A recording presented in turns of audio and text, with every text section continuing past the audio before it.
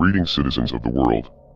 This is an important message from Anonymous about how your governments are handling the growing coronavirus pandemic. Just over 100 years ago, in the midst of World War I, the world experienced a pandemic that killed tens of millions of people.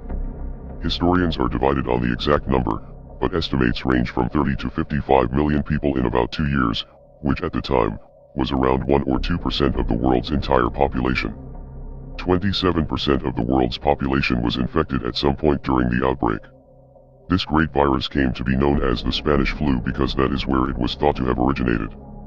However, it was later discovered that the first patients of this illness were soldiers from the French, British, and German armies who were fighting on the front lines of World War I. The governments of these countries went through great lengths to hide the outbreak so they would not reveal a strategical weakness to their enemies in the war. Spain, on the other hand, was a neutral territory in the war, so there was not as much of a motivation for that government to hide the outbreak, so Spain ended up being the first place where the cases were accurately reported. By the time that news of the situation in Spain reached around the world, it was too late. The virus had spread just as fast as the news. Sadly, as the pandemic grew out of control, governments around the world, including the United States, did their best to limit reporting on the illness to prevent panic or social unrest, and to help maintain troop morale. Many experts have compared the recent COVID-19 novel coronavirus to the Spanish flu. Bill Gates has said that we could be dealing with a once-in-a-century pandemic which could be as deadly as the virus that wiped out tens of millions of people exactly a century ago. These two illnesses are not from the same family of pathogens, but there are some important similarities between these two outbreaks, and we may be making some of the same mistakes as those who came before us. In China, doctors, activists, and everyday citizens have been threatened with arrest for posting information about the virus that creates any alarm or contradicts official statements. Well, a man who's become incredibly well known around the world because of the coronavirus has died. This is the Chinese doctor who tried to warn the medical community about the coronavirus. He was told to be quiet by the authorities before weeks later being diagnosed with the virus himself. Before passing away from the coronavirus himself, whistleblower Dr. Li Wenliang said that the Chinese government knew that human-to-human transmission was taking place weeks before they told the public what was happening.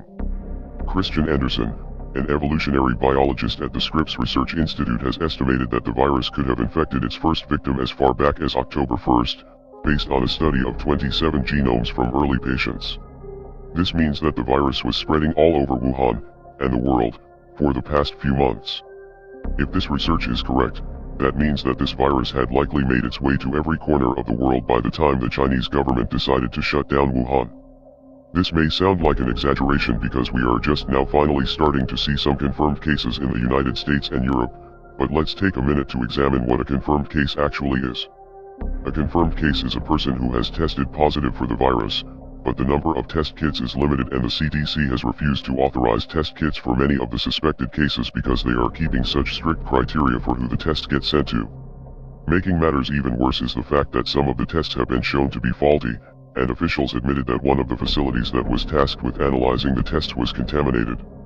Testing has begun to accelerate in the United States and Europe, now that deaths have been reported, and health experts are beginning to find clusters of the virus with no clear link to the epicenter, meaning that community spread has already begun.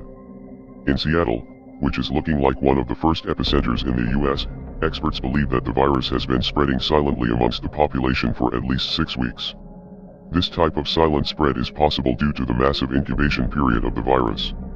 Some studies have suggested that the time of incubation for this new virus could be up to 24 or even 27 days, meaning that an infected patient could be walking around for a month infecting other people without even knowing that they are sick, which greatly increases the pathogen's ability to spread undetected.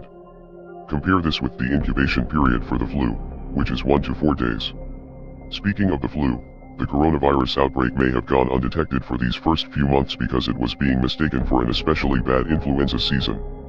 In Washington, where we now know there has been an active coronavirus outbreak for months, the State Department of Health recently published some interesting statistics about hospital visits for flu-like symptoms. The charts below show how this year there has been an unusual number of people who experienced flu-like symptoms but did not test positive for the flu.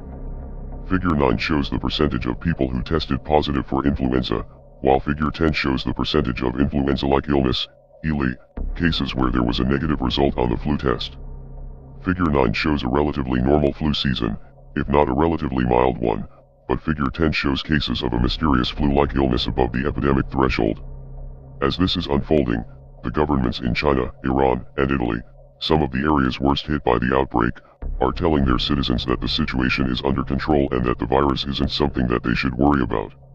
In Iran, people are becoming less confident with these claims, as multiple members of the government have now become sick with the illness.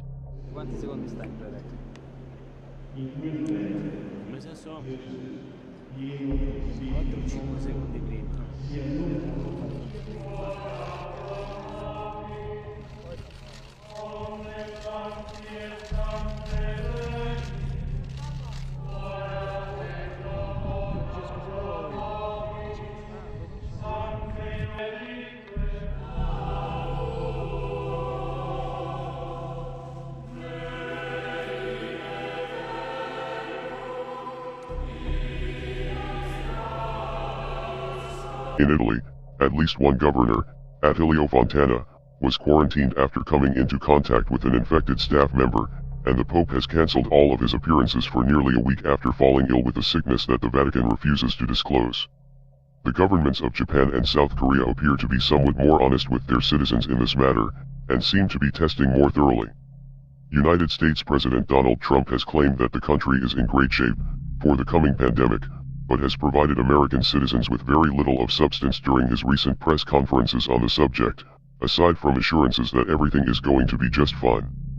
The Trump administration is attempting to control the flow of information about the virus to keep people optimistic, just as the governments of China and Iran are doing, but this approach is putting people in grave danger, just as the administrations of the previous century had during the Spanish flu.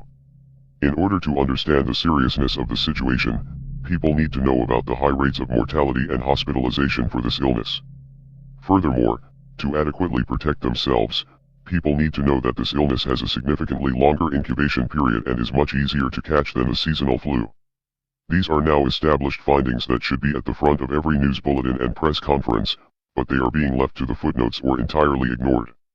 Adequate testing and reporting should have started months ago, and sadly, the powerful people who have appointed themselves as our leaders are actually holding us back, instead of leading. Do the right thing and tell the people of the world what we're actually dealing with. We are anonymous. We are legion. We do not forgive. We do not forget.